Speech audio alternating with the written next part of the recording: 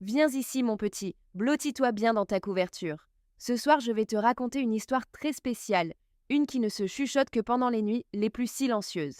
C'est l'histoire d'un arbre qui ne faisait pas que bruire dans le vent, mais qui murmurait. Et si tu écoutais attentivement, tu pouvais comprendre ses paroles anciennes et sages. Il était une fois une large et ancienne vallée, cachée entre des collines douces et des sentiers couverts de mousse. Là se dressait un arbre, plus haut et plus vieux que tous les autres, à des kilomètres, à la ronde. Les gens l'appelaient l'arbre murmureur, car le bruit de ses feuilles dans le vent ressemblait à des voix lointaines, comme une vieille conversation avec la brise. Personne ne savait vraiment quel âge avait cet arbre. Certains disaient qu'il était plus vieux que le tout premier lever de soleil sur la vallée. D'autres croyaient qu'il avait poussé à partir d'une graine tombée d'une étoile. Mais tous savaient une chose, l'arbre pouvait ressentir, écouter et parler, bien que seuls quelques-uns puissent le comprendre. Dans un petit chalet au bord de la forêt vivait un garçon nommé Milo. Milo était calme et observateur.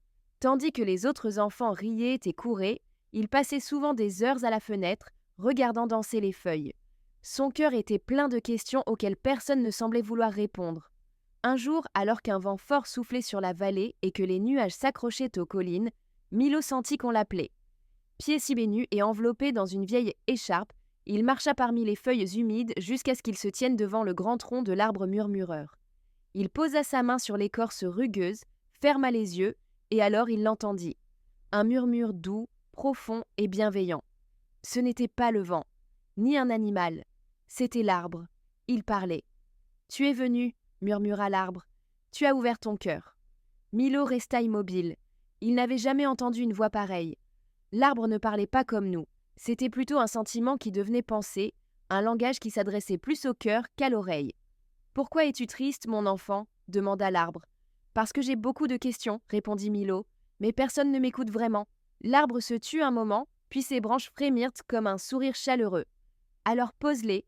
Je t'écoute. » Alors Milo s'assit sur la mousse douce au pied de l'arbre et posa toutes les questions qu'il gardait depuis si longtemps. Pourquoi le ciel est-il gris même quand on est heureux? Où vont les rêves quand on les oublie? Les arbres peuvent-ils pleurer? L'arbre murmureur ne répondait pas toujours avec des mots. Parfois une branche effleurait doucement les cheveux de Milo. Parfois une feuille tombait en tourbillonnant, comme si elle portait un message. Et Milo commença à comprendre que toutes les réponses ne doivent pas être dites. À partir de ce jour-là, Milo revint chaque soir près de l'arbre. Et plus les jours passaient, plus d'enfants du village le rejoignaient. Il s'asseyait sous l'arbre avec des couvertures et du chocolat chaud.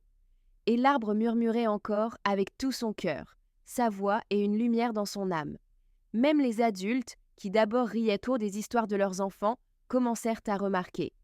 Leurs enfants dormaient paisiblement, avec de doux sourires, comme s'ils avaient entendu les plus merveilleuses histoires du monde.